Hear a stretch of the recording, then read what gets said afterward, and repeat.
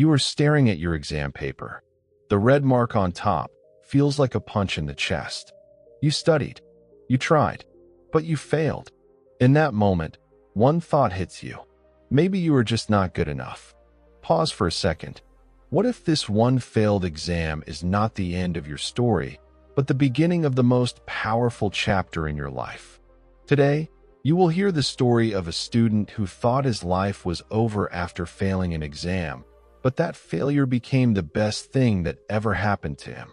Stay with this story till the end, because if you have ever failed a test or felt like you disappointed your parents, this might change how you see yourself forever. Alex was an ordinary college student.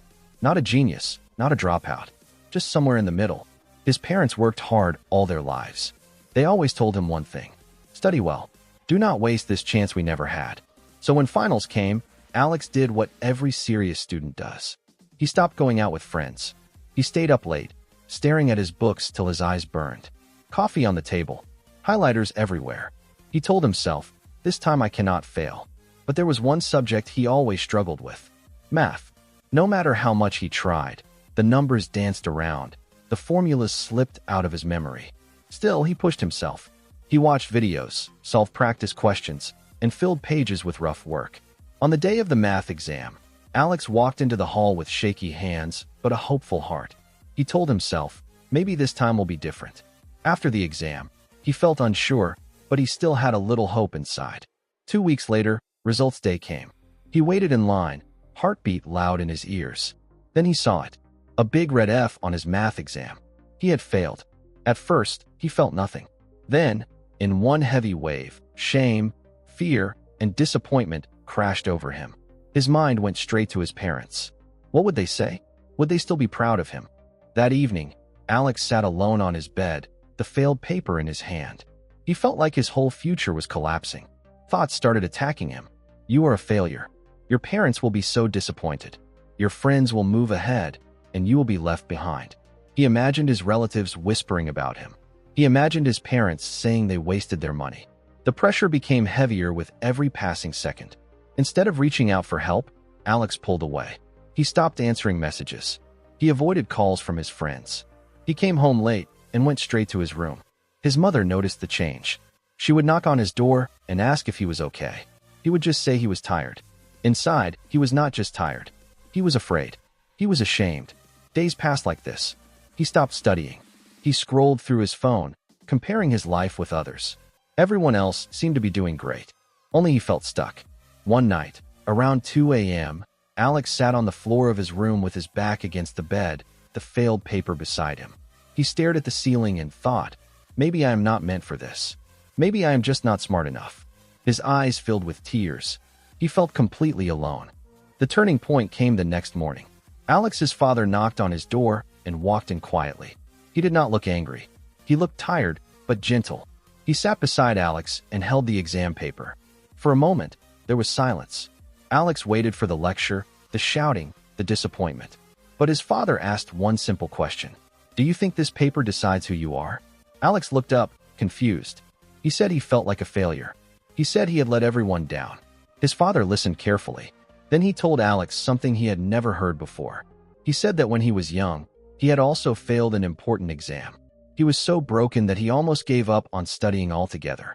But that failure forced him to ask a hard question. Did he want to be defined by one exam, or by how he responded to it?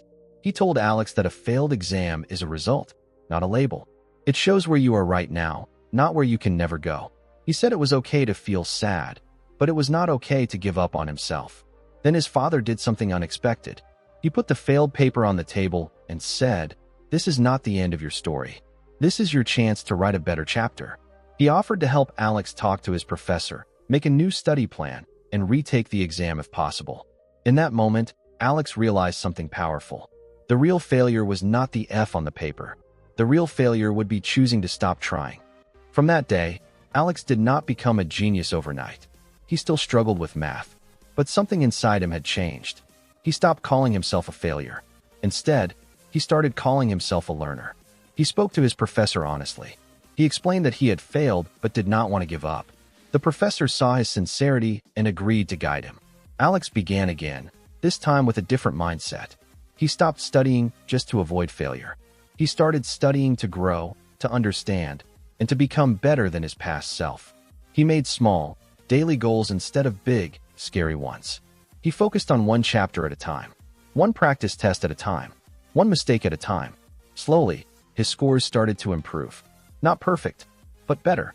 Months later, Alex retook the exam. This time, when he saw his result, there was no red F. The grade was not the highest in the class, but it was a clear pass. He had done it. More important than the score, Alex had learned something priceless. He realized that life will give you many failed exams. Not just on paper, but in relationships, in jobs, in plans, in dreams. You will be rejected. You will be misunderstood. You will mess up. But a failed attempt does not mean a failed life.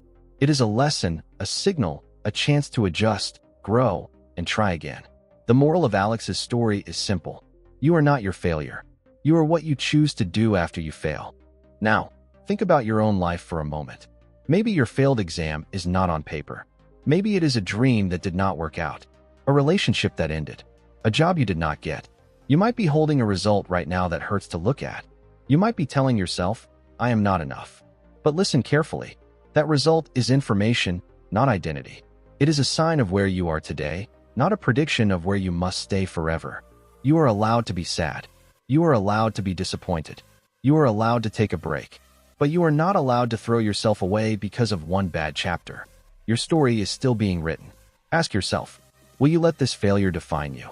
Or will you let it refine you? If this story of Alex's failed exam touched your heart, remember this. You are bigger than your worst result. Your future is not over because of one bad day. Take this as a sign to stand up, breathe, and try again with a new mindset. Not to prove others wrong, but to prove to yourself that you are not done yet. If you want more stories that remind you of your strength, your worth, and your potential, stay connected with this space. Like this video if it gave you even a little bit of hope. Comment and share your own story of failure and comeback so others can feel less alone. And do not forget to subscribe to Life Lesson Stories for more powerful life lessons that every student, every dreamer, and every fighter needs to hear. You are not your failure. Your story is still being written. Keep going.